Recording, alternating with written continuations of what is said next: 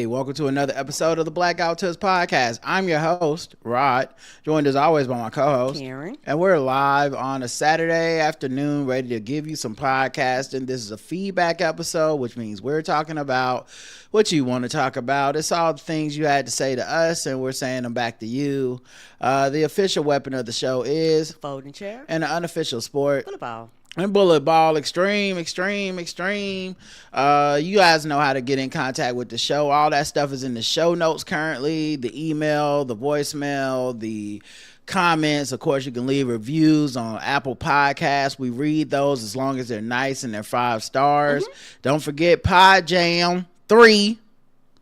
That's where we're going to go. Pod Jam 3, Las Vegas, April 9th through the 12th, I believe. We're going to be there Friday. It's going up on a Friday. You can get in-person or virtual tickets. Make sure y'all get them as soon as possible so that, they know what kind of budget they working with. And we can show up there and have a good time, man. Vegas, baby. I believe that's the slogan. Or is that just a movie, Swingers? I don't know, guys. Maybe everything what happened in Vegas stay in Vegas. Is that Vegas? I don't know. We're gonna be happening in Vegas and staying in Vegas from the 9th to the 12th. So make sure you guys sign up for that. Like I said, it's in the show notes. All right, where to start? I guess we start where we always start, at the beginning, guys. And the beginning is giving us money. Okay, I like money. You guys probably like money listening. Y'all probably don't work for free, most of y'all. But there are people who just give us money. Like, they not even asking for anything from the money except just like, we want to support you. We want you to be here. And for those people, we gives them a shout out.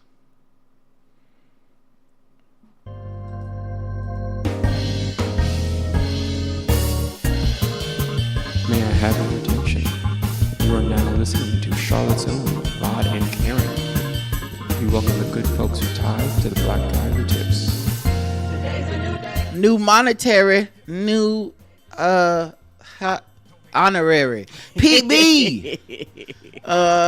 Johanna M.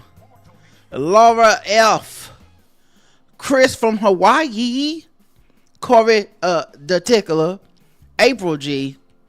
Tabitha M, Alexis H, Marlon B, yes, Marlon B, and all the way from all across the world, Wonga from Australia, from down under. Thank you, everybody, for the money this week. Thank you.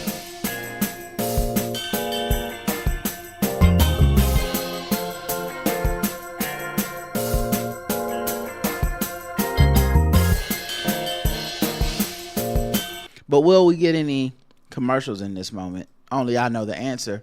And soon you all will know the answer too. Right? I find out like y'all do. We will not get extra commercials because we got 2 new reviews. Shout out to y'all. Shout out to y'all. We love to see it. Yeah, y'all are like, we tired of these commercials. I don't blame you. One of these, I think, like, they posted it late because it was sent on the 11th. And I don't remember reading it last time. That might have been slow. But yeah. Bill Hamilton Esquire said, ad block review, 5 stars. In the words of Rod, okay, y'all good, 5 stars, bye. I don't think those are my words, but those sound like words I would say. So we thank you. Y'all good, no commercials. Come on, ad blocker.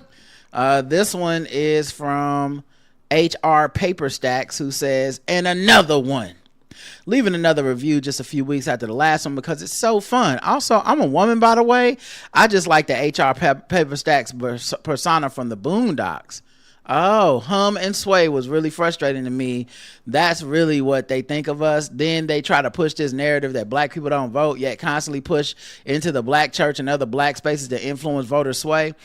Yeah, and without trying to seemingly understand and respect it. They just like, you just go there, they hum and sway, and they gonna give you the vote. Like, fuck you. Like, you name not one policy, you keeper looking motherfucker.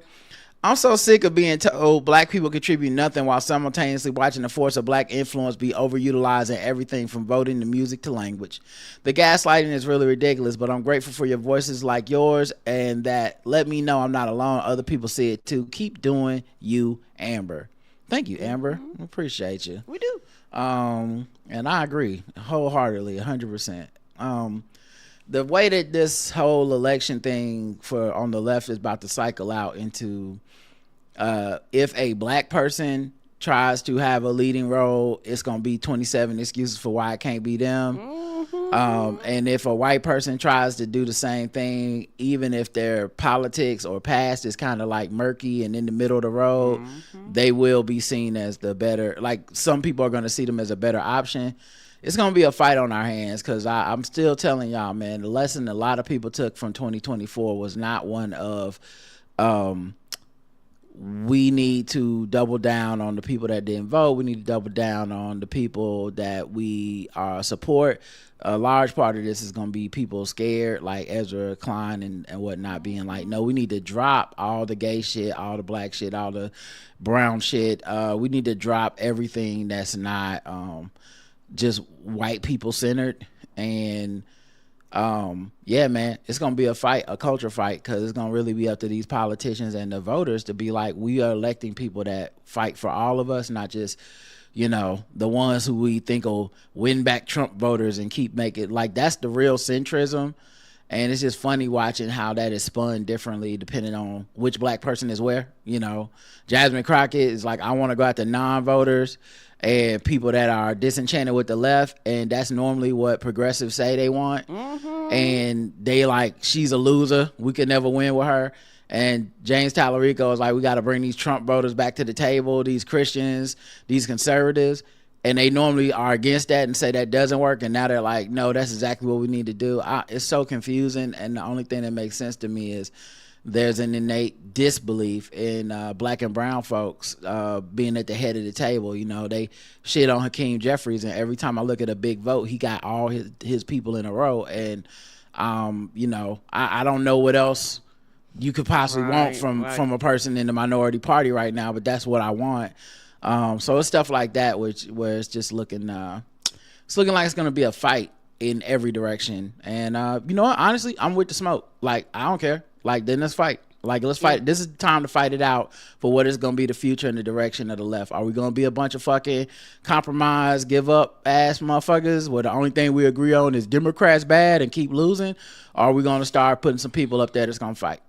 I 100% agree, and it's also one of those things where people who don't like fights, they're not gonna last, because you have a lot of liberals and even some Democrats. They don't actually want to fight. They don't actually want to see a fight. They want to throw a candidate up, and they want their candidate to smoothly roll in. Don't criticize them. Don't point them out. Don't talk about their flaws. Don't talk about how they fucked up, because that's the candidate that I picked. And a lot of people, I like that about certain candidates. Like, certain group of people, you're like, oh, you're fucking weird, because if your candidate lose, you're not going to be like, okay, I'll vote for the other person. You're just going to be like, fuck it, and drop out. And then for me, that's a big, big issue, because the thing is, like you said, this is a time to fight. This is the time to put your dukes up. This is the time your flaws are called out. This is the time, particularly if you are a seasoned politician, this is the time people go back and talk about how you voted. This is the time people talk about what you voted for, what you were for, what you were against. This is the time that people question you and ask you questions that actually matters. Like, do you believe in January the 6th? How do you feel about housing? How do you feel about these things that impact my community? How you feel about homelessness? What are you gonna do about job losses? Like this is the time to ask them the real fucking questions. The wrong time to find out they got fucked up ass policies is when you have eliminated everybody else but one person, and then that person's up there talking crazy and doing shit that you don't want because you were too busy focus on one candidate. No, fight it out, duke it out. And the thing about black people as the kind of as the totality, we fight. And so a lot of these white people gonna get shot when they be like, oh, these niggas is fighting and they not giving up, and they giving me a hard time, and they calling out my microaggressions, and they calling out my racism, and they calling out me not coming to their community, and they calling out me, you know, not going to these humming and swaying black churches. Like, they calling me out. They was that, you know, they're like, hey, because a lot of people fail to realize a lot of white people didn't understand why black people voted for Biden, and they never will understand. Like, they will never understand why, and it's always something other than black people was like, hey, Joe Biden ain't perfect. Joe Biden fucked up, but what Joe Biden did, he stayed. He didn't turn around and be scared and run and tuck his tail and shit like that. He was like, my bad, I fucked up. I'm a career politician. I'll learn. I'll get better. Because anybody with any common sense know a politician is a person, and they're gonna be flawed. And too many people they fucking around, they playing, and they still have this mentality that I have to have a perfect candidate. We're gonna have a problem until those people stop the I have to have a perfect candidate type of bullshit. And a lot of people are getting ready to waste time because they get ready to drum that bullshit back up about how the candidate got to be perfect, how the candidate got to be right, how the candidate ain't got to have no flaws, and y'all gonna be talking about bullshit that do not matter. Because at the end of the day, I want to win. I don't care about how I look. What's the point in looking good and you still motherfucking lost? Agreed. All right, let's get into these episodes. Episode 3225, Lacoons. We had 5 comments behind the scenes. YouTube would not let us monetize this episode because the title said coons in it. And sometimes that's just what it is, man. I was like, I could change the name, but we could just not monetize it. And I said, it's worth it. Marissa replies first. Woo, I was worried about you, Rob, but you made it through the episode. Amen. Karen left you hanging like a colonoscopy. But like you said, y'all got it out the mud. Sometimes the mud is just high. I just said, thank you for your service, Rod. Well, we do what we do, guys. And I thought, actually, no, all jokes aside, I thought Karen was great in that episode. She really was a voice I could focus on to keep the show going. She was great at vamping and adding on to jokes and stuff until I could get myself together. So actually, I really appreciate your partnership, and everybody couldn't do. You can't just do a show with anybody, but also, not everybody understands what it takes to be great in the co-host seat, and you got me through that one. Thank you. No problem. And also, I realized over the years you got to know your lane, and we kind of have our parts. Like, there are some things that not trying funny I know I can do, but it's one of those things where it's a muscle and you have to exercise it in order for it to get good and strong and sharp and all that stuff. And for some of this shit, I ain't put in the work. And so I'm like, child, you don't want this show to turn left with me over there. So what I do, I sit my ass over here and root you on. Abia says, about Spanish singing, you know what else was Spanish? The whole Columbus operation and his funding the ships he came on to America. Oh yeah, that is true. Although I guess Columbus was Italian, and so in America it's all wild. Like, Italian Americans are mad that we don't celebrate Columbus Day enough, even though the rest of us are like, what about the whole cutting off indigenous people's hands and the rape and all that shit? Right. The whole genocide part of it. And they like, why you gotta bring up shit? America's a melting pot of conflicting information and agendas. Pretty controversial today among people who are not in the colonization, and now that people who had no choice but to embrace the Spanish language are being persecuted for it because they dare to not be white. That's a great point. Yeah, like, you made people speak Spanish, and now we're like, get your Spanish speaking ass out of our country. Right. When the alien overlord comes, I know I keep bringing him up and he hasn't come yet. The new world language will be CHHHRT. It will take over anyway. I don't know how to pronounce that. I didn't want to offend the alien overlord, so I just read it. EVE says, I understand why you don't want to do the Coon Countdown anymore, but I'll certainly miss it. So in honor of the previous Coon Countdown, I like to mention 3 of my own. 3, Candace Owens. She cried over Charlie Kirk like Stephen cried over Calvin Candy. Yeah, I know, man. I mean, that's hilarious. I mean, I have so many that I could have done, and so many puns and stuff that come to me all the time. But yeah, I don't know, man. It's in a way it's not really that big a deal, but in another way, I guess it's kind of like I get why y'all miss it, because sometimes I see stuff and I'm like, man, I'll Friday ass this month. The annual Black History thing at Trump Palisades, at Trump Mansion, Trump Plantation.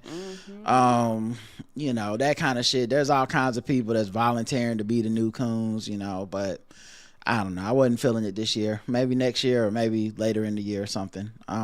Nicki Minaj, she took a hard right into Coonville to became the mayor. Yep. And I'm sure Not the mayor. I 100% those motherfuckers will dox me and everything. I know them motherfuckers can't wait.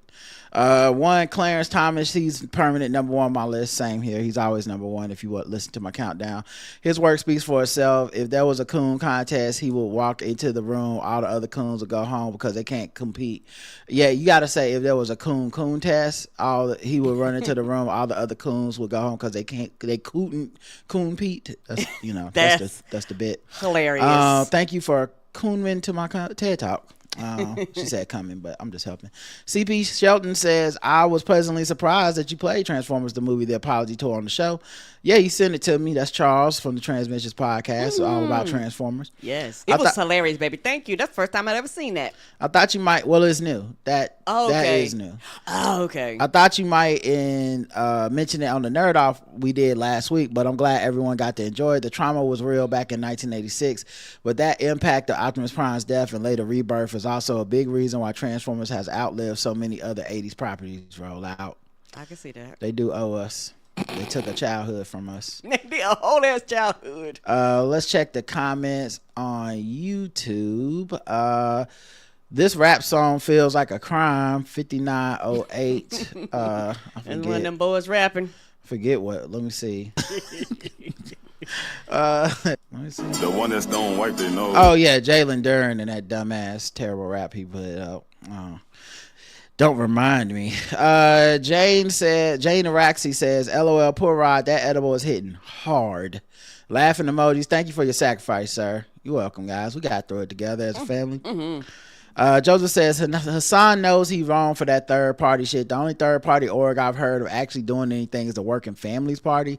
Alvin Bragg and Mom Donnie are members and Tish James supports them. They're building from the bottom up, not trying to jump straight to president.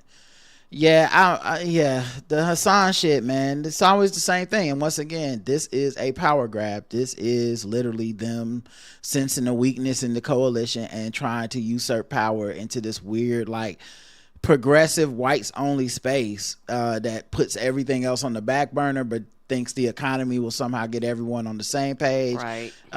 While we have, 250 years of evidence that a vast majority of white people who make up the majority of this country will overlook the economy doing bad to support racism. That's Trump's superpower. I saw a video yesterday of them interviewing some Trump supporter recently who was like, Trump is good with the economy. He's going to get it good. He's got it good. The tariffs is good. Wait till a year from now and all this shit. And I'm like, yeah, you just like the other parts of him that, like, he's not consistent on the economy, so you like this shit. Right. And the thing is, when any time the Democrats in office and the economy is the best it's ever been at all time, and people have more jobs than they ever could have had, and people fighting for positions, they will tell you that the economy is bad. Price of the eggs going down, price of the brick going down, price of gas going down. Like, the shit is the lowest it has ever been in all times, and like we are actually in a the opposite of a recession, and everything's going well. The dollar is up. All this shit. When you talk to them people is the economy. You're like, oh, you are full of bullshit. Yeah. That's like I said, I don't know how you break through that, because that's not logic to me, and it's not based in fact. So, y'all can keep telling me it's a speech that you give them or something. I just haven't seen this evidence. Provocative AF says, damn, Hassan Piker threw me off with that third party shit. Hey, what up, Rod and Karen? He's very privileged. It's not the end all be all for him. Great show, family. I love the honesty. Y'all the best. Yeah, and I don't even really get into people like Hassan Piker and I can't remember the other lady, Bree, whatever her name is. Like, it just never works on me. I'm never fooled by it. But also, I feel like I'm so staunchly rigid in my opinions politically at this point that I don't know, man. I'm a bit intolerant of listening to people that I think are foolish, and I would imagine they feel the same of me. I would imagine if they listen to this podcast and they're staunchly in this like green, like so leftist that like I sound like a fuddy duddy. I imagine they don't have much respect for what I have to say either. But I just let it be known both ways. Like, I'm not on this tolerate bullshit. Like Hassan, I immediately was turned off by his bullshit during the Kamala Harris stuff. Like, these people cannot be trusted, man. And they going to always pick the ego, because what I think people forget is that these are content creators. I'm a content creator. Right. But I truly, truly, truly fight and resist every single day the idea of letting my ego and the idea of the content standing out and being like, I try to push that away and rather be like authentic. So if I can't authentically believe something, I don't want to come on this microphone and say it just because I'm like, well, nobody else is saying this and I might get an extra bump out of this. Or, you know, I saw the other day, the State of the Union is coming up for Trump. And so the people that the Democratic Party, the person that the Democratic Party selected to give the response to the State of the Union, which is never really a big deal. It's not like this. Like, people always go, it's such a nerdy political nerd discussion. Yes. The who gets to reply back, because it really has been a list of people that don't end up running for president or can't win. Like, it's right. So it's not really the threat. Like, it's not like the party is saying Barack Obama is going to deliver and in the next year Barack Obama's president, right? Right. That's never how it works. So they're going to pick Abigail Spanberger, the white woman who's a Democrat who just won Virginia after Virginia had went very MAGA for not just its president, but not for president, but for governor. And so she's the new governor, and she has already been legislating very, very well for democratic things that people wanted, erasing all the MAGA conservative government executive orders and stuff like that. So she has hit the ground running, and Virginians that I know who are liberal and progressive are very happy with her. And I saw Mehdi Hassan and Hassan Piker both quote tweeted that she was gonna give the State of the Union reply, like sigh, and Hassan was like, yeah, this is what they want, brother, they don't, you know. And I was like, right, look at these guys. Just the fact that this woman is a Democrat, she's bad. These are like that might as well be MAGA saying that shit. It, like, what's the difference in absolute value between Hassan and Mehdi negging the Democratic Party and refusing to ever give any level of credit or give any level of like, yes, this is the good choice?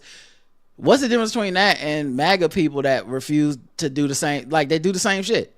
I really don't see the difference. The absolute value is 0 votes. Neither one of them is voting for whoever the Democrat is next election. So I just don't like spending a lot of time and energy like listening to these type of folks, because honestly they're never coming around, and the second that they do come around, because of their own egos and their past work, they will be compromised. They'll be spiting their nose. They'll be losing funds and support. They'll be losing listeners. They can never come around to, actually, guys, I think things are so dire now that we should go ahead and cash in with the Democrats so we can win and we can fight. If we're going to fight, let's fight the Democrats once they get in power. They will never do that, because that will never be the thing that has us talking about them on our podcast. Right, and it's not profitable. And also, similar to you, when it comes, like I said, I'm like you. I'm very, very rigid. You know, we talk about politics on this show.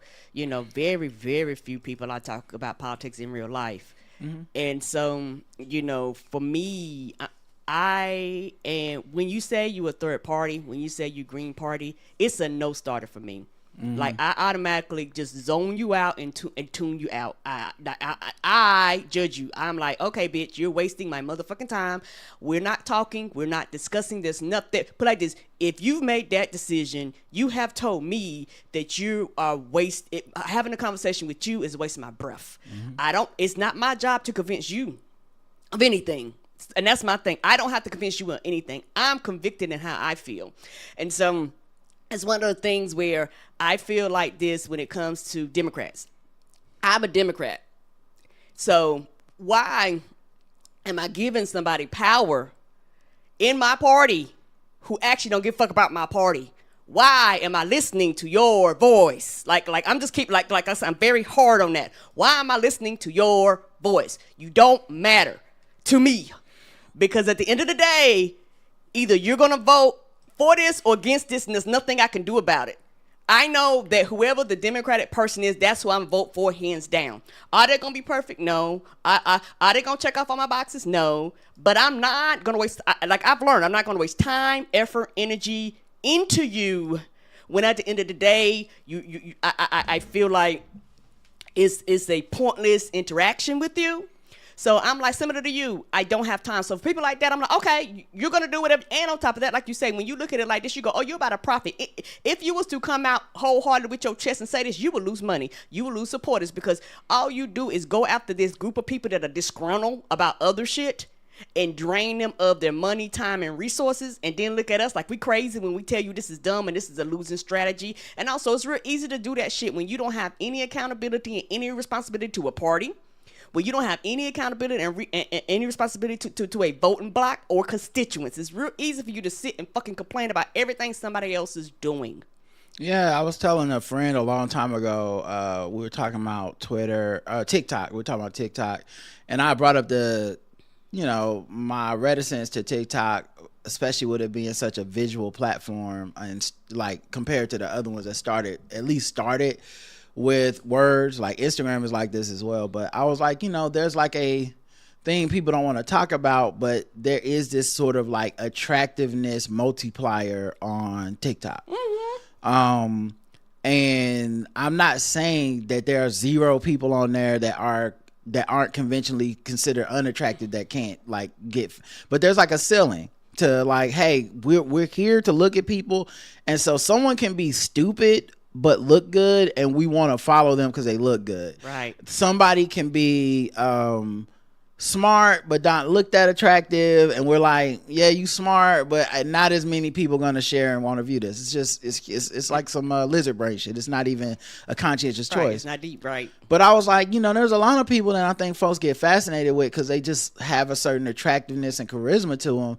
But like, if the same views were coming from a different type of person, they'd be like, this person's out of their fucking mind. Mm-hmm. And so I think about that a lot with certain like political people, where it's like, what is the difference between him and an undecided voter? Right. And like an undecided voter, we all get frustrated with and are like, why the fuck do we give them so much time? There's no End of the such day, thing. They're either voting for a Republican or they're not gonna vote, but they really have made up their mind. Mm-hmm. They're old enough that they've done this enough times that we're not changing their minds. You're not talking to 18 and 19-year-olds. You're talking to like these old people. You have been through enough elections. Undecided voters do not exist. So they're made up their mind already, and in this case, your content is based off of the fact that you're kind of like that Lucy with the football, right? Every time we get to politics, you're like, maybe I almost do support the left. Oh no, I don't. Actually, I'd rather not have anyone. Why are we doing this? Is it because he looks better? He's given a certain vibe. His aesthetic to his broadcast. Is it like what is it that would? Because if I was just a guy talking to you like this, if I was just a stranger on Twitter with a cartoon avatar, you probably would just mute me and move on because you're like, okay, who gives a fuck that you don't want Jasmine Crockett? You don't even live in Texas or whatever. Mm-mm. Who cares that you didn't get to pick your choice for who the Democrats should have respond to the State of the Union address? Right. Like you wanted to go with some fucking crazy off the rail, like somebody that we really don't fuck with or know that well, right. And then you would have been happy. And then like, what would that have meant though? You're still in November, you're gonna be like, I don't think I can support any of these people. So anyway, it just made me think about like that whole idea, because Hassan has mastered that sort of presentation, and how much of this is around that. Yeah, and also one more thing before we move on. These people don't want to take any responsibility if anybody ever says, okay, we hear you, we're going to do the shit. This happened with Biden. A lot of them came out really, really hard about Biden being old. Biden should resign, like super duper hard. Like they were adamant. He's senile. He's old. Y'all were very, very loud too. I mean, beating your drum. I mean, every show, every episode, weeks and weeks and weeks and weeks and weeks, deep dives, all types of stuff, asking the public. Okay, people listening to you. Then when the shit went left, and people weren't happy, and people were mad, and people upset because they followed what you had to say, all of a sudden it turns into what I thought it was. I'm not a politician. Don't take me seriously, but before you were the voice. You're the voice, right? You are the voice that we're supposed to follow. But then when it don't go your way because you don't have any accountability, any responsibility, any constituents, you can throw your hands up and act like it wasn't me. And I'm supposed to be the lunatic to look at you and be like, okay, no, bitch, no, but we're not doing this. You have no say so. You have no power. Like I said, I'm very adamant. I do not want to listen to any third parties. I'm just not here for it. Like my mind is made up. And the closer we get to the election, the louder y'all motherfuckers get. Because the thing is, if this shit was important to y'all need to be run. I will say this about the Green Party and all these other motherfuckers. Why aren't y'all running in off-cycle elections? Why don't I see you in the ones where we have the lowest turnout and you're never there? So get out my face. Right, but also as content creators, you got to stop thinking of them as like an actual party. I don't know what party he belongs to. Okay, but as a content creator, there is less appeal in saying, hey, what's happening is good. I hope this continues, or this is the better option. True. That's not sexy. Cause, right. It's more sexy to be like anger. Yeah, to be like, no, I'll never fuck with them, because then you create an audience of people that agree with you, who are also anarchist, nihilist, or whatever, who also want to like virtue signal that I'm too good to vote for any of this. But also you attract people that are constantly like, okay, well, what about now? Okay, so even Abigail Spanberger, she just passed this, and this. They don't want to talk about it. They don't care. And at the end of the day, like I don't like the same way I feel about me and you. At the end of the day, we're just people. Right. There's no reason someone like Hassan Piker should be given all this power. There's no reason that Joe Rogan should be given all this power. Agreed. But yet people find a way to do it. That Rod, is it indica, sativa, or hybrid chocolate? Should be hitting good. I enjoy visiting my girl Jenny K as I'm watching you guys. Says none your biz. Tipsy with Fee says Rod looks like me watching Goat with my kid. I took an edible, was gone. I feel you, brother. Yeah, that chocolate was, I don't know why I was over that chocolate. Anyway, let's see, anything for comments on Spotify for this episode. We got 3 of them. 3 comments on this one. Jinkies Deidre says, in response to the feedback showing a caller from Texas, I believe not just in Texas but throughout the U.S., fear and ignorance keeps voters from doing the best thing for themselves. I have always voted Democrat. I may not like the platform or the person running. I will make sure to find out more about them and vote in my best interest, as well as on topics, issues that benefit my community. What? Yeah, I'm about to say, I feel your fear. And fear is the others. That racism is that fear of the others are going to do better than me, and I am superior. So yeah, fear is a foundation of the racism. You know what I'm saying? But my biggest thing for some of them, they don't even fear it. They just flat racist. I'm with Karen. Uno Photo Art says, I'm with Karen on feeling the anger, but doing the same thing and expecting different results is the definition of crazy, right? Mm-hmm. By the way, Hassan had Chicago's mayor on the stream yesterday, and so fascinating to listen to. Local progressive politics matter. Longtime listener in California. Yeah, I don't know. He said, regarding Hassan's take on voting third party, this is the conversation we need to be having now, because we do have time to fight for someone new. If we keep voting for the same corporate Dems, Harris and Newsom, we'll keep getting the same results. Saying Hassan just said third party is taking his quote way out of context. I'd encourage you to listen to the whole interview on the I've Had It podcast. It's not blue no matter who anymore. Yeah, I just disagree with you. I have heard this conversation my whole life. I don't think anything is different about this moment than it has been before. I don't trust Hassan Piker's judgment for the rest of us. I don't know you, but I think Harris and Newsom would have been better than Trump. I think any Democrat would have been better than Trump. I agree. And I think holding our nose and letting Republicans win is doing the same thing that we've been doing. Right. I think every time a Republican has won, it's been because some people on the left or some people who just had privilege like Hassan felt like, you know what, fuck it, why don't y'all just have some of this Republican shit? It don't matter to me, for real. I'll just be out here on the talk circuit making my money, getting my attention anyway. Right. But like I said, I'm not saying that Hassan is the exact same as MAGA. I'm saying the absolute value of a Hassan to me is the same absolute value as a person that's not going to vote, and I don't have to give any weight to his non-voting for a Democrat's opinion. I'm sorry, like y'all can do that. Y'all can listen to all of us. Y'all can think we're all friends. I don't think I'm friends with this guy. I don't think he's on my side. And I feel that way about a lot of people. I told y'all when y'all kept listening after the election, I told y'all this was how it's going to be. I'm not the unity guy. I ain't the one to bring us together. That ain't my job, my responsibility. Nope. I don't want to be friends or any of this shit. Show up and vote and do your job. And if not, I don't give a fuck. You can say what you want to on your show for whatever. I'm not trying to censor you. And you can be over there being like, I hate Abigail Spanberger. I hate Kamala Harris. I hate Gavin Newsom. And then giving us no real solution on what the fuck we supposed to do with all your hate. You know, so I hate as long as you want, but I'm giving that shit as much attention as I'm giving any other non-voter. Politicians' job is to go get those people to vote for them, and maybe they can figure that out. But it won't be coming from the Blackout Tips, and I don't, you know, that's just how y'all gonna have to deal with it. Right, and it's also one of my things when your whole thing is complain. Because I'm a Democrat, when your whole thing is complain about the party, complain about the party, complain about the party, complain about the party, then you give somebody, depending on who they are, you don't even know anything about this candidate. All you know is that they are unknown, and they like a fucking unknown. I don't want an unknown when it comes to things. And put like this, not that I don't want an unknown. I don't want an unknown that if they get that position, you don't know what they're going to do with it. And when they do this, they've never done the homework to convince me of why I should pick somebody other than the person they're complaining about. Well, they don't even have anybody else to pick.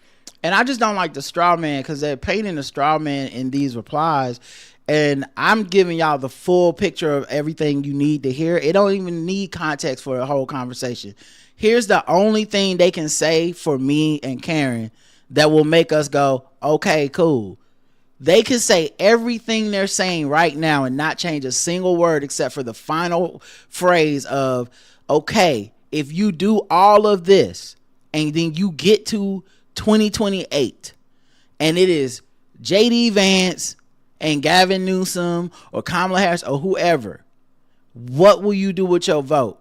And you go, well, at that point, I'm voting against the most conservative option, so that we can have, if we're going to fight, let's fight the Democrat in charge rather than fight this shit that ICE is doing to us and this shit that the government is doing right now. That's it.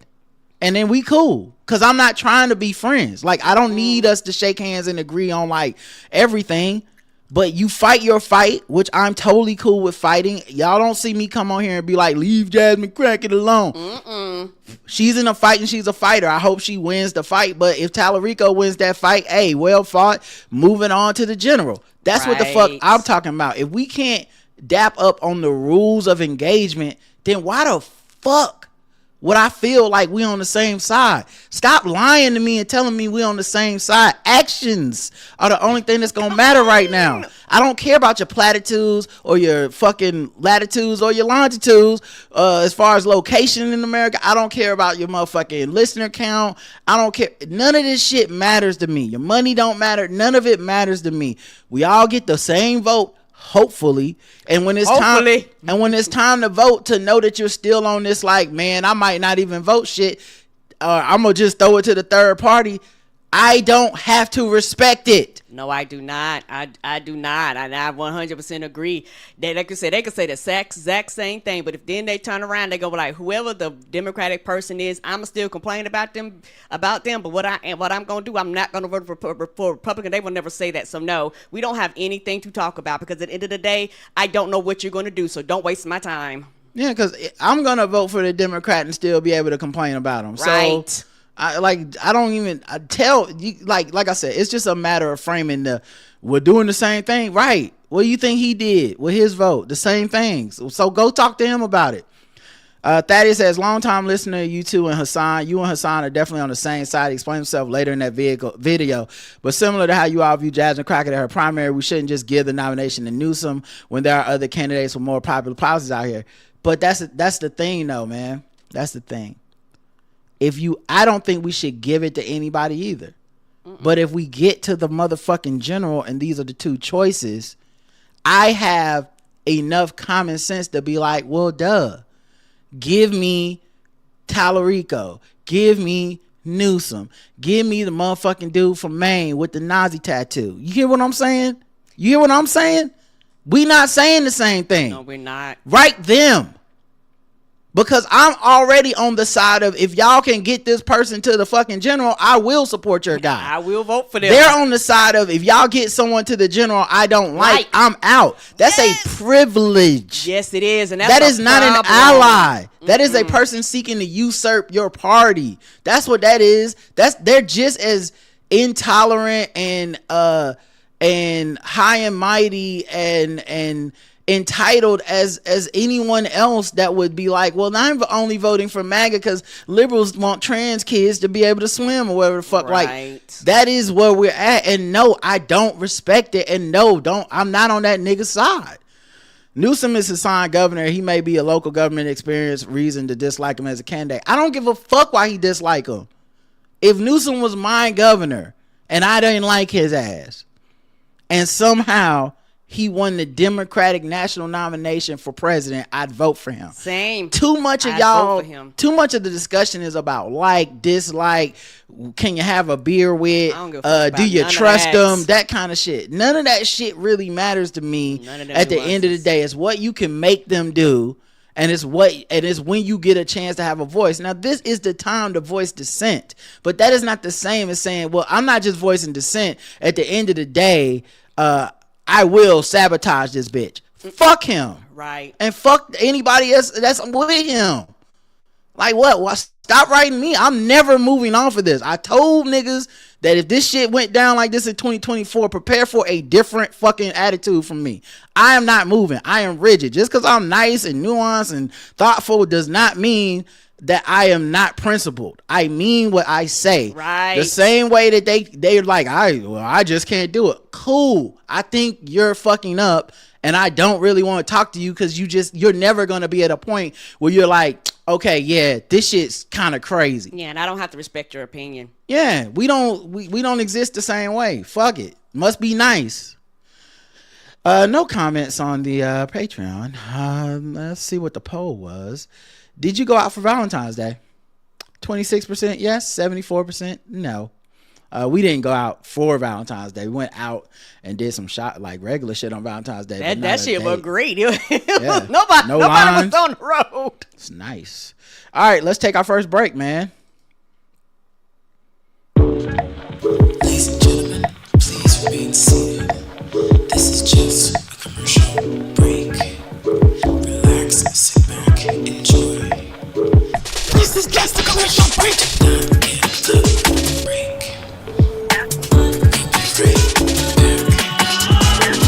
This is just a commercial. This is just a commercial break. All right. 3226 Deadbeat Magical Negro is the title. We had 3 comments. Shout H says, listening to this on my wash day while in the midst of deep conditioning my curls, Rod starts breaking down Tyler's I'm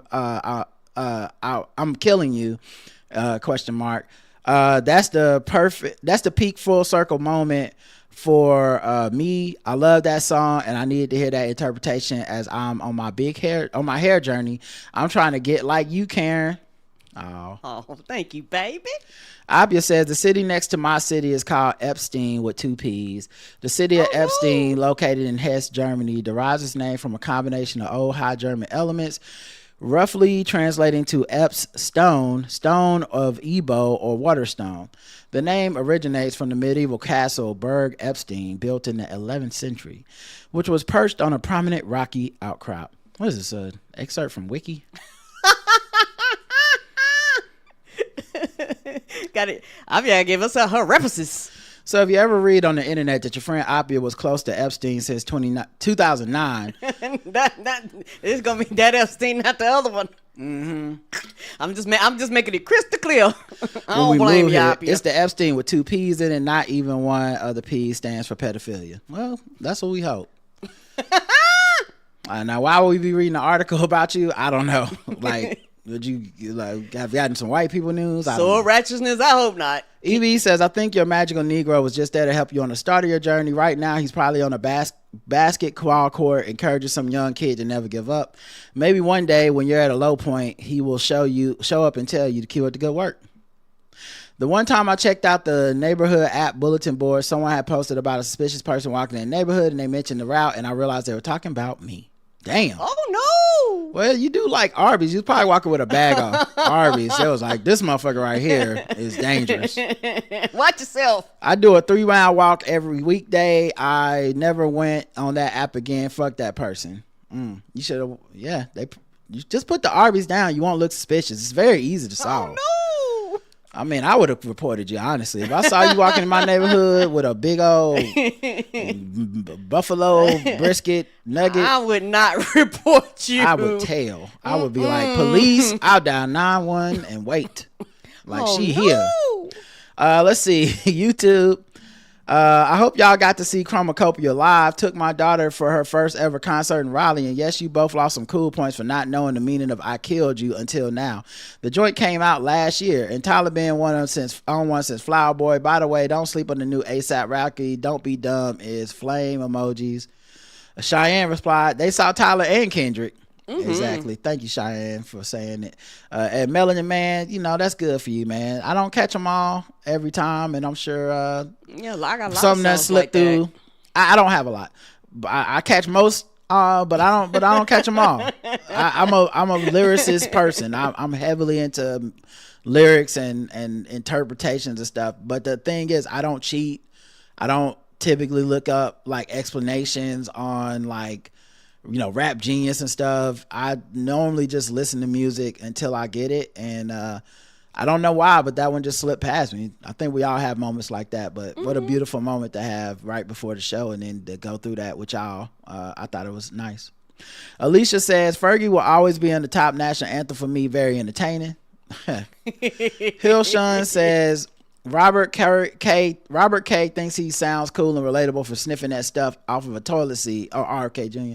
Must be a white thing, right? Yeah. But that's what be going on the white podcast. Talking to Theo Vaughn about cocaine on toilet seats is cool over there. Right. Cali bruh Mike says, bruh, I have never seen this type of competitiveness in the All-Star game. Man, I was mad for him.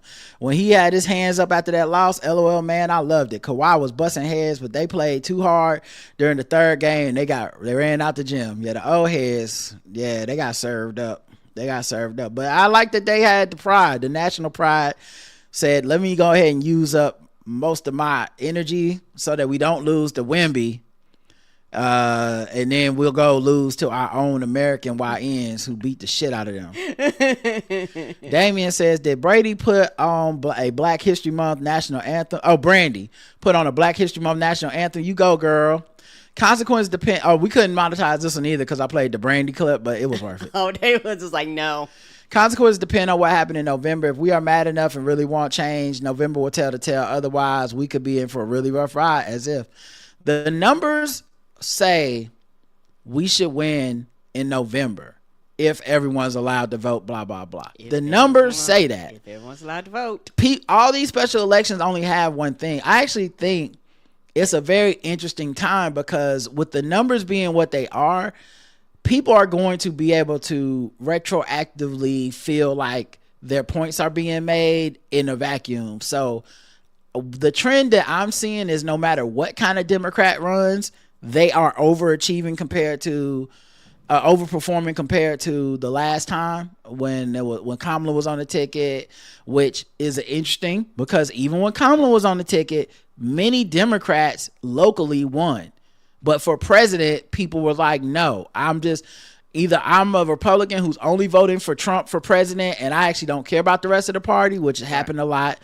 Or there were people who were saying like, I will vote a split ticket because the numbers don't make sense. for him to win or they cheated. I mean, as people have said, I mean, that's also a possibility. But the point is, like, that rising tide did not lift all Republican votes. No, it didn't. And now we're seeing in this, now that Trump's not even on the ticket, we're just seeing a huge over-indexing of Democrats. So the lesson that people take from it is going to be interesting. Are you taking the lesson of any Democrat? Now's the time to run any Democrat because fuck it, they going to win. So whether they super lefty progressive, whether they middle of the road moderate, we don't care. Does it just get a Democrat out there? Or are people going to say, hey, this is our chance to shoot for the moon. Let's get the most progressive, fighting, aggressive Democrats we can find and get them in there while everyone is kind of just okay with voting against Trump. Because I think a lot of this has been a vote against Trump and Republicans, not necessarily that the Democratic message is reaching people, because the Democratic message is split. Like, it's not a one message everywhere. It's different. There's Democrats winning who are pro, like, who are anti-abortion. There's Democrats winning who are country, yes. Green Party. There's like very progressive. Like, we'll see. We will see. Only time will tell. Jason says, oh man, when Valentine's Day falls on a Saturday, people be out. All this used to go out the window. She's wearing that dress she never gets to wear. Brandy was super dope. As a quirky younger brother with an accomplished older sister, I don't know if she gets enough credit for how she navigates being Ray J's sister. She's able to prop up the family name, but also get extra on the national anthem. MVP. Yeah, I agree. And I like that she basically just don't respond to whatever foolishness he has going. Guess what? I wouldn't either. I'm like, don't ask me no, bitch. I got a tour with Monica. Yeah. What is we doing here? Right. No, I'm not answering any questions. He will throw her name in shit sometimes to try to get a headline, but she never takes the bait. Smart. Christoph says old heads need to play first next year so they get an extra long rest, because the old heads had to play the YNs, then the internationals, then the YNs again in a row. That is true. They messed up the strategy. Next time, if they do old and young for the Americans, I hope they start strategizing that part out too. Let's see. We got Spotify. Yep, let's check Spotify for comments on this episode 3226. Deadbeat Magical Negro. Ooh, 5 comments. Whoa. All right. What was y'all talking about? Ani says, so Rod said at 4242 that Brandy was singing a fourth of the words. The illusion must have worked, because I doubt Brandy let anyone be on back track but her. The backup singers were just props to make it feel like it was live. I don't know though, just a hunch. I don't know. Them women was singing and Brandy was just like chiming in where she needed to bust in some feeling. Come on. I thought it was beautiful, but I don't know. Kaylin says you need to relax could be referring to chemical hair relaxers too. Oh, it 100% does. Yes. That's what I took it as. Thought I articulated that, but if not, I'm with it. Cheyenne News says, oh yes, it's about hairs, the coils and the kinks, babe. I'm only 15 minutes in and my day is made. I love Chromacopia so much. Me and another comedian, Simply Courtney, did a full hour on the album Black Hair and Black Fathers. He has 2 kids. Yeah, I love that album, man. Like I said, I get it, but the GNX, like, I have no problem with it winning, but man, if it was up to me, Tyler wins. Agreed. Aaron says there's an American Greed episode about the BINT couple. Y'all should check it out. Thanks, buddy. Coach Malik Bailey says co-worker of mine tried to get me into network marketing scheme during COVID. Their hook was black people building our own city somewhere in the South. Too many scammers out there. Yeah, it is. Yeah. Now I wish you could check back in with scammers like, where's the city? Y'all built it, right? I mean, it's been long enough. And they'd just be like, actually, I'm Dr. Umar. The school is being built tomorrow. Okay. Debbie Allen Kicks on Patreon said, as soon as I read the description about I Killed You, the first thing I said was hair. Caught it on the second listen, probably because I had the opening chant on repeat, and yeah, head exploded. Yeah, that's the thing. I don't read descriptions.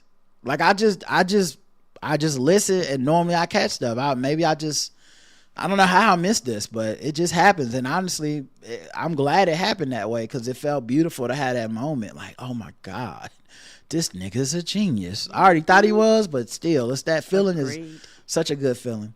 The joy I felt to hear your discovery and beautiful breakdown was a beautiful black moment. The song is not non-perm to perfection and layered while foregoing the heavy-handed approach. It's celebratory and reflective.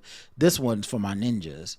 Yeah, I think definitely the part about it not being heavy-handed is that's the thing about Tyler that I think can slip under my radar.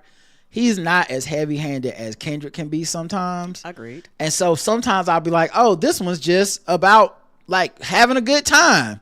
And then you go back and you keep listening and listening and listening. It's like, oh no, he was getting his heart broke. Oh, okay, I see. Oh no, that he was dancing, but it's really about this. And so I love him for that. Like the beat go, but this is a sad song if you're really listening to what he's talking about. Yeah, he's so good at that, right. Man.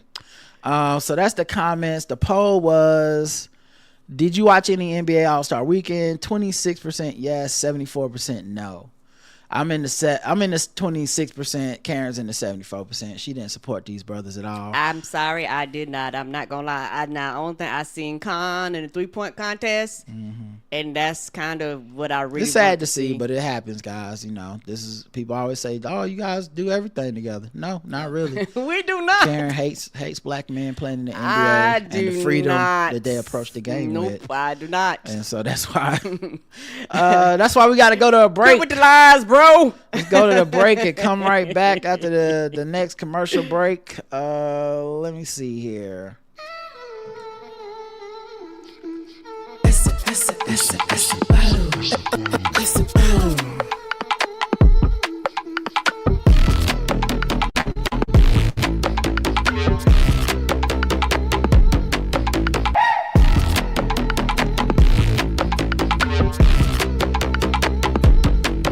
Crazy.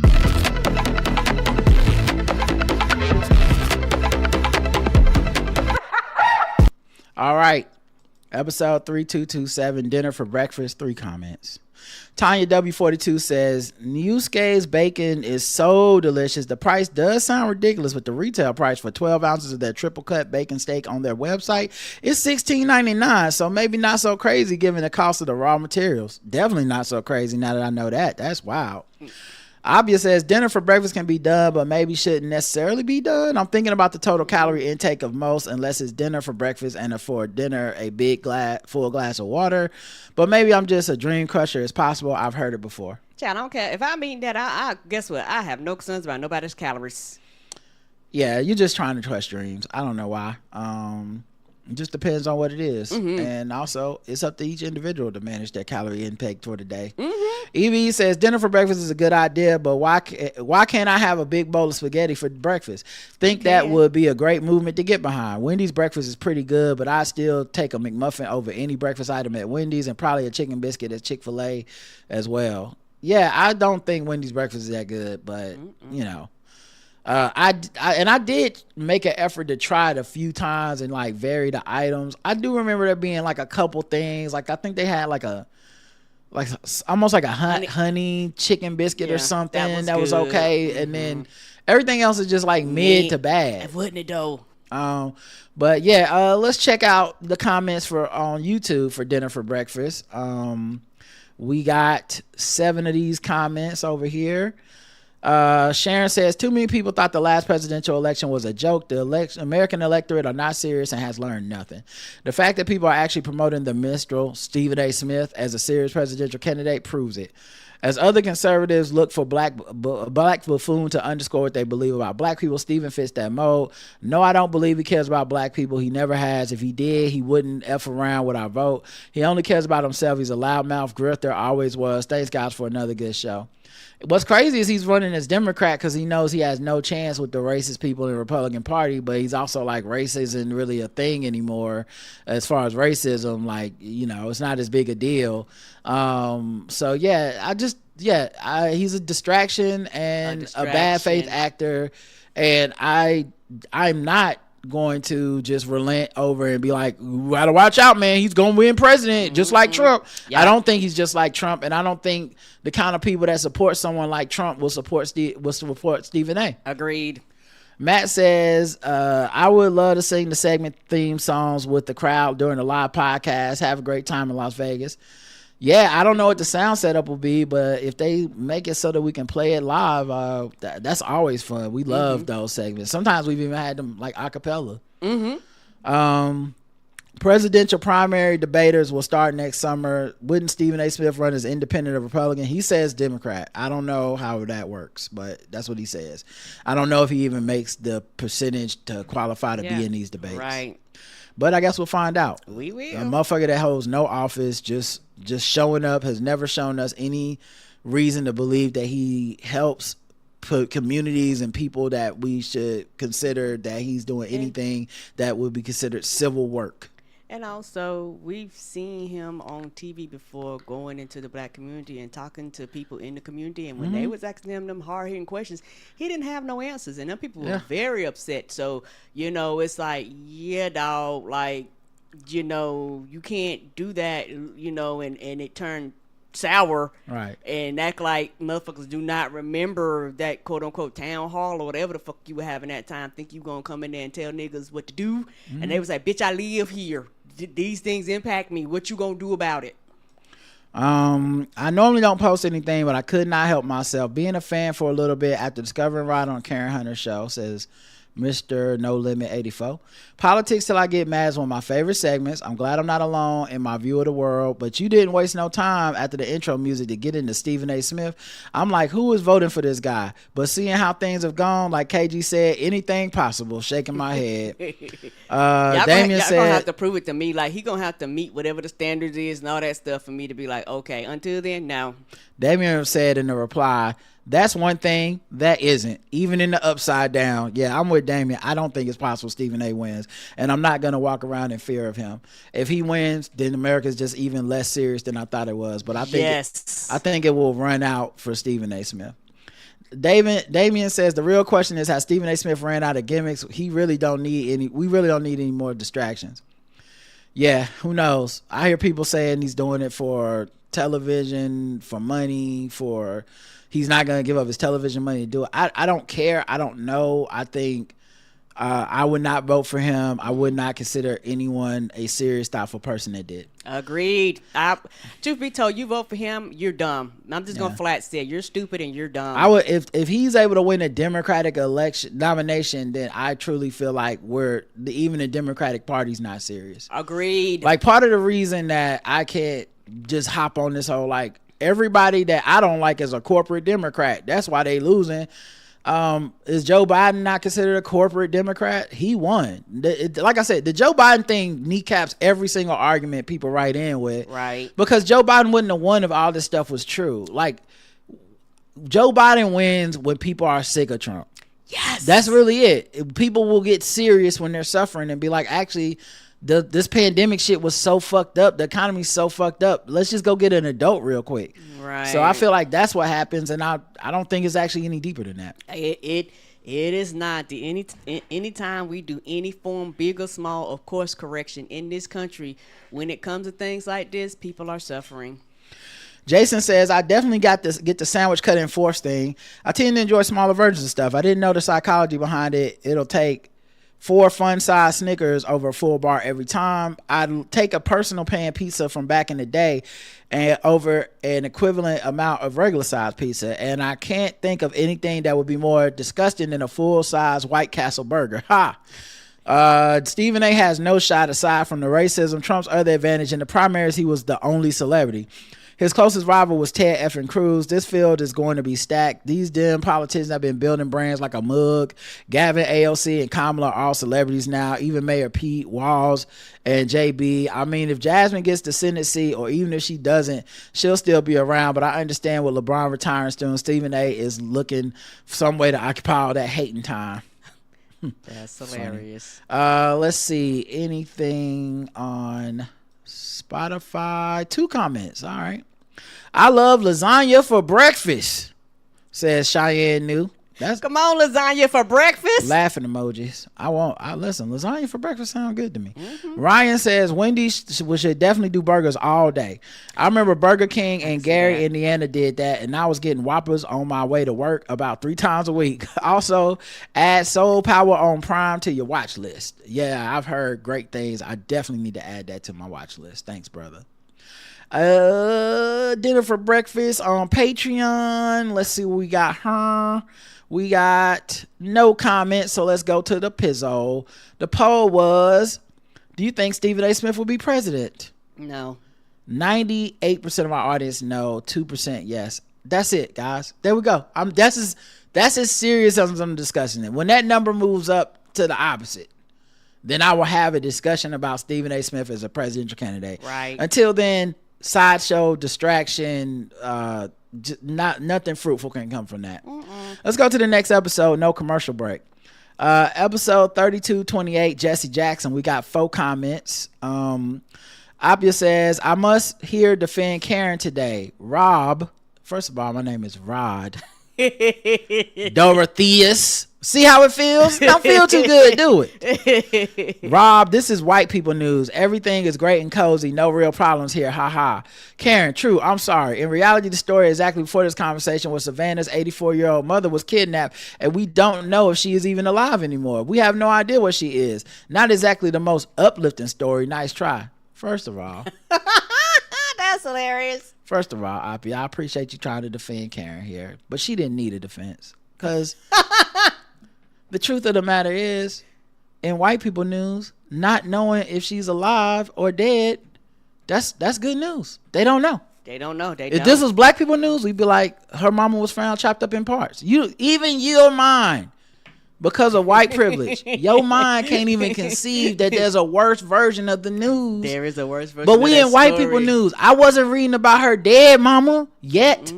If her mama, something happened to her mama, it won't be in white people news anymore. It'll be in regular sad news. Yeah, regular sad ass news. Yes. But it can always get worse. Yeah, yes, it can. Paid in Full says, my heart goes out to the Guthrie family. This is a really bad time to be kidnapped with the FBI headed by Crazy Eyes Cash.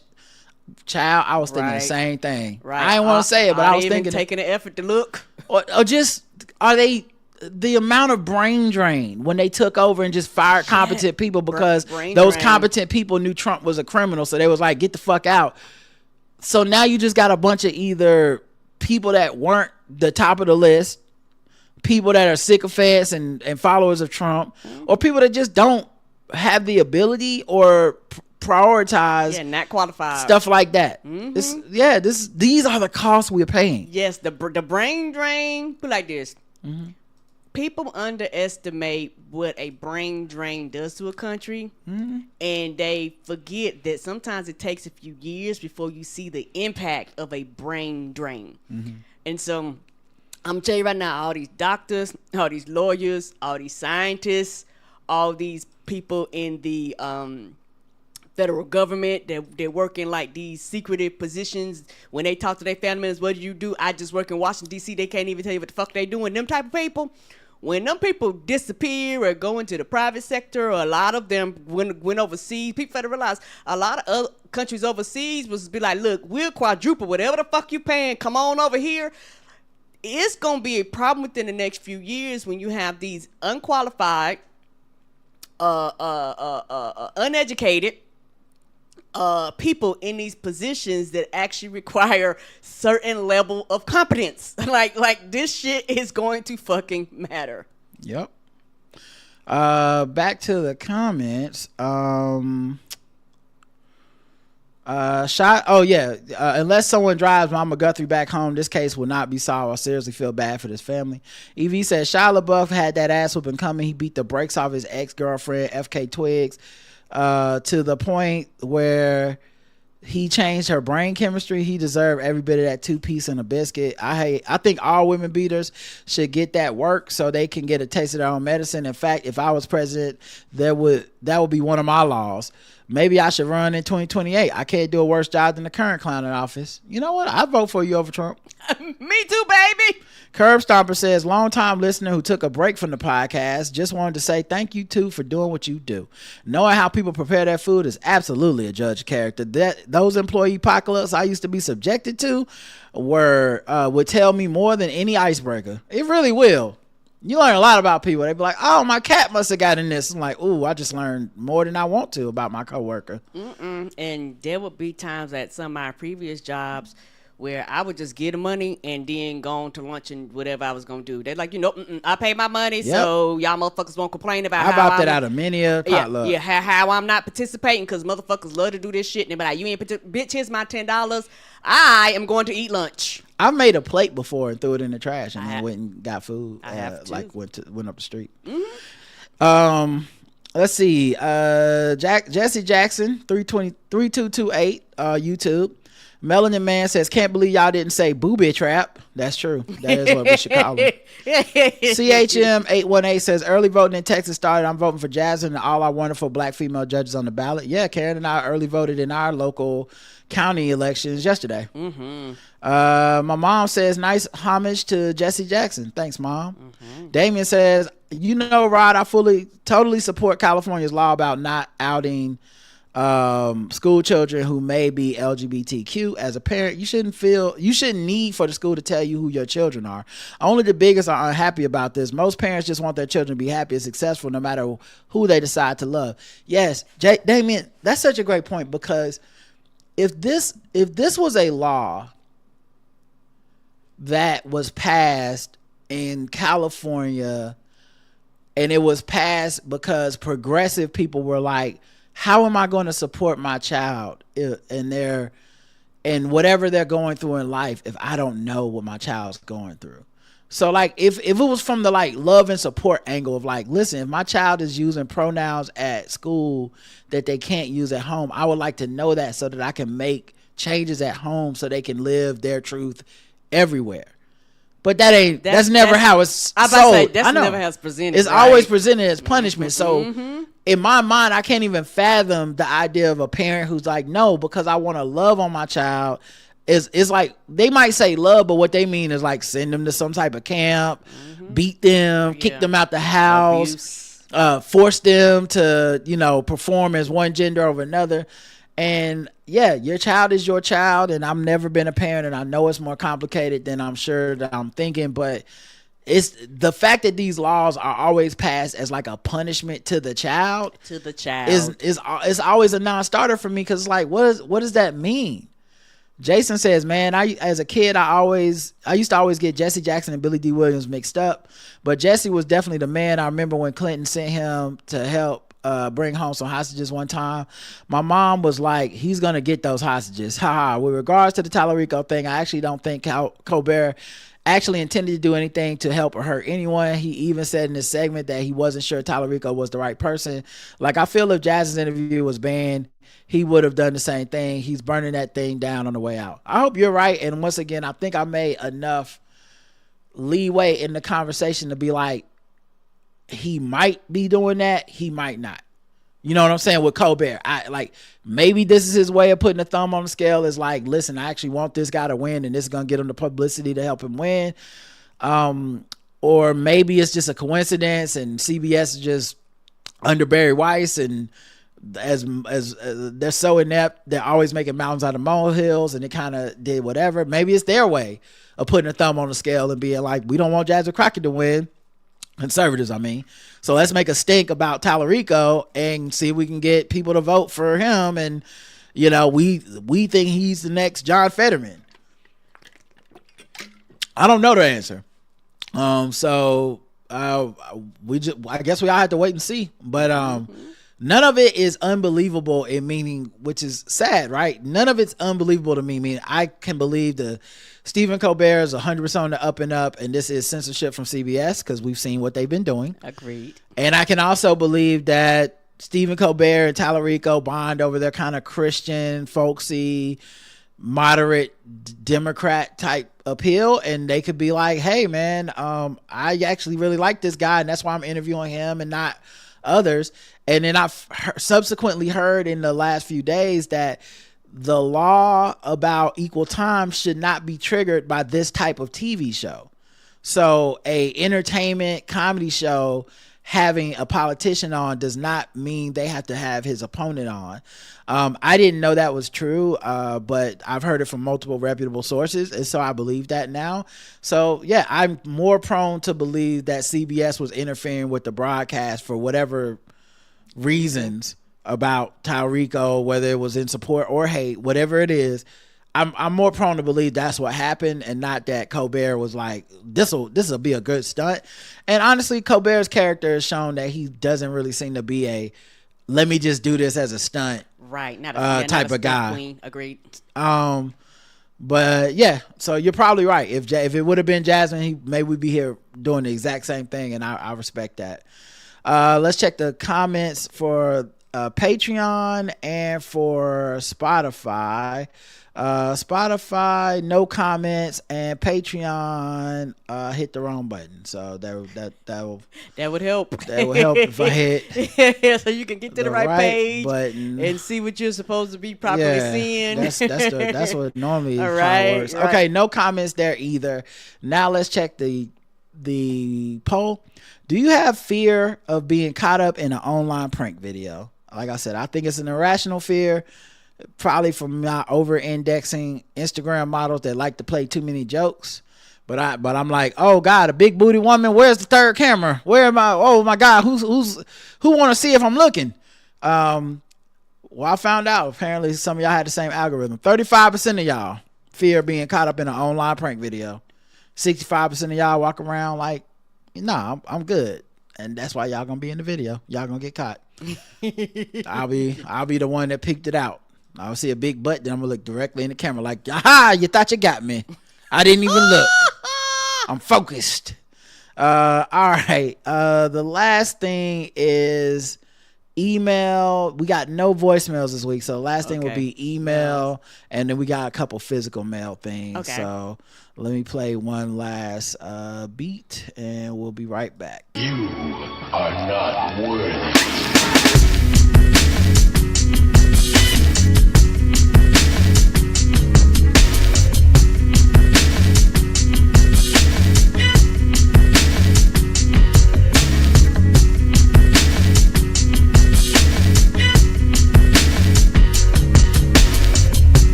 All right, we got one email and two things in the mail. Celeste writes in, hi, Rod and Karen. I hope you guys are well. I really enjoyed this episode of What You Had to Say, episode 3228, Jesse Jackson.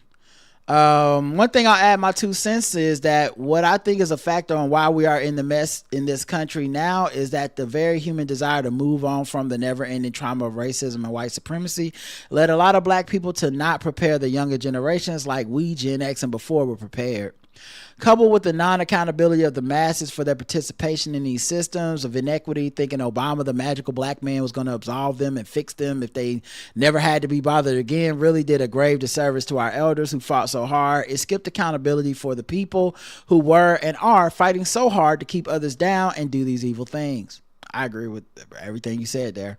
I especially about the Obama part. There was a lot of people that thought they were voting for Obama to end racism, and when racism persisted, but most importantly was acknowledged by Obama, he lost America in a very real way. Yes, he did. Like the unity of America was it was a false unity that was created on the unspoken idea that racism was over if Obama won.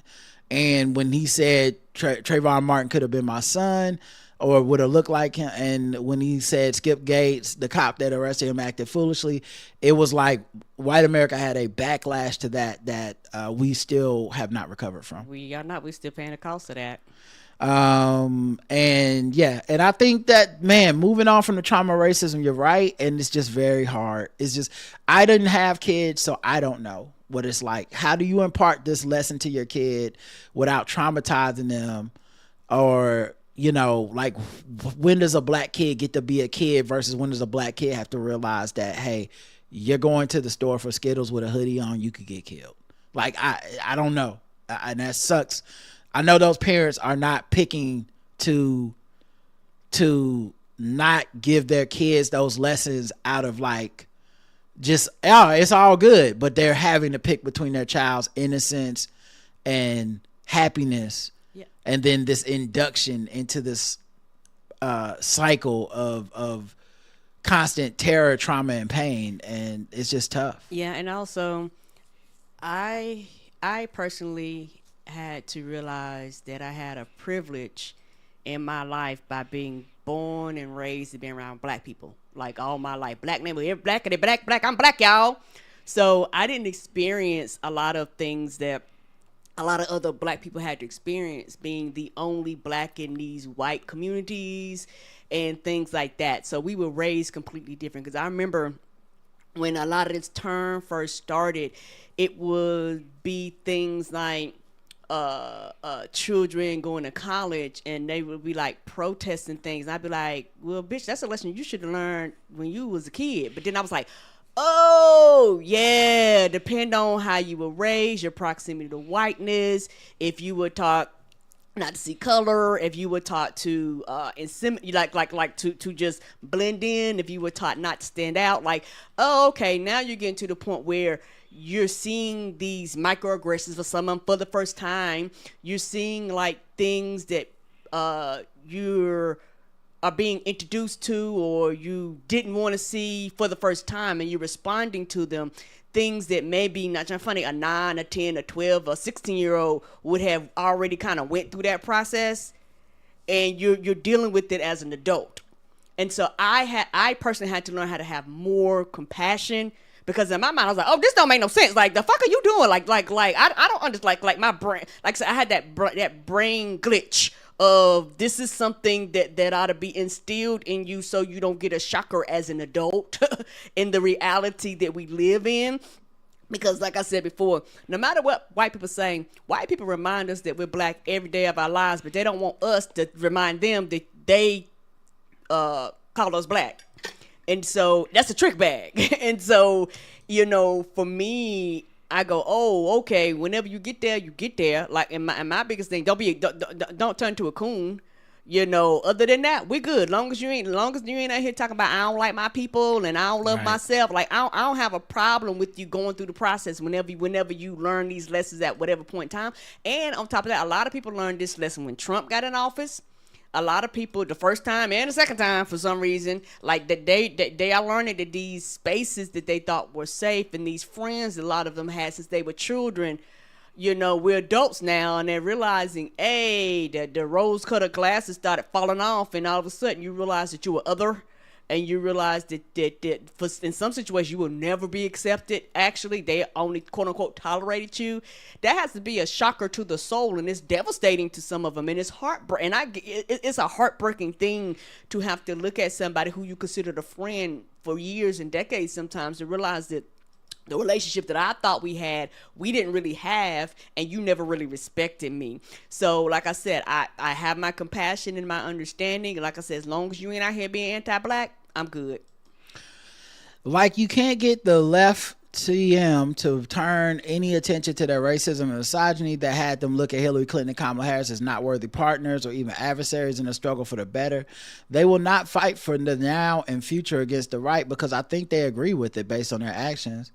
Yeah, like I said, the Biden thing puts a hole in every single argument they have about when they are willing to just go, fuck it, I'm not voting, I don't care. Agreed. And Biden was not the progressive candidate they talked about. Biden wasn't most people's top pick. They had every chance to pick somebody who wasn't an old straight white man. I will never let them forget that either. That primary had so many people, it was wide open, pick a flavor. And any flaws that those other candidates had were damning flaws that killed them. Yep. Any flaws that Biden had were buoyed by the fact that he was an old white man who was straight.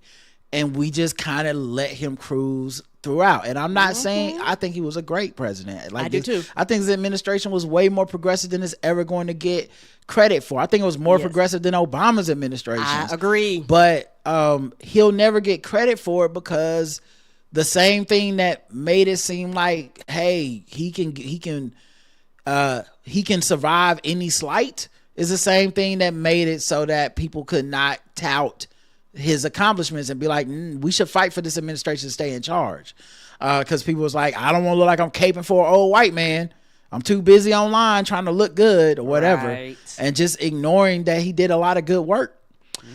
We will have to have at least some portion of people that admit they were wrong and do not want to kumbaya with the evil racist family member that are putting people in concentration camps. They need to be in jail, ostracized, and at the very least have social consequences for being awful people who can hurt others on purpose. In any case, have a good weekend. I also can't wait to hear you discuss A Sky Full of Elephants. Take care, Celeste. Thanks, Celeste.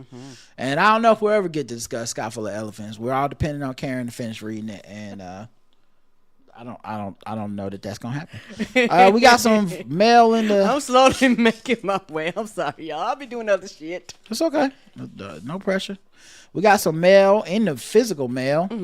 People still sending us cards. This one is on the front says, "Congratulations!" Bunch of firework emojis. On the inside, it's from April, and on the inside it says, "Karen and Rod, we love your podcast. To 16 plus more years. Love April and Jordan." It says, "Couldn't be happier for you" on the inside. And she also gave us a $25 Amazon gift card. Woohoo! Let's go. I cannot wait to give this money back to Jeff Bezos. Right? Okay? I sure am. You keep taking over that Washington Post. They don't need no sports department. I need next day delivery though. Ain't that the truth? And then I am the problem. I know it. This one says, "Silent Night, Holy Night with two knights in armor." Very Games of Thrones like. I like the Christmas lights around the daggers. That's cool. It's a postcard. It says, "Happy New Year's to my play cousins and my mom. One of the best podcasts in the world. Rod and Karen. Love y'all. Wish y'all much success. Good tidings in the year ahead." And the signature. I can't read the signature. It's too like something. It's kind of jumbled up. Almost but like chicken scratchy. Yeah, it's like they ran out of space. Like you can try to read it if you want to, but they ran out of space, and so I can't read the writing. I'm so sorry, but thank you. Yeah. Thank you, whoever sent that.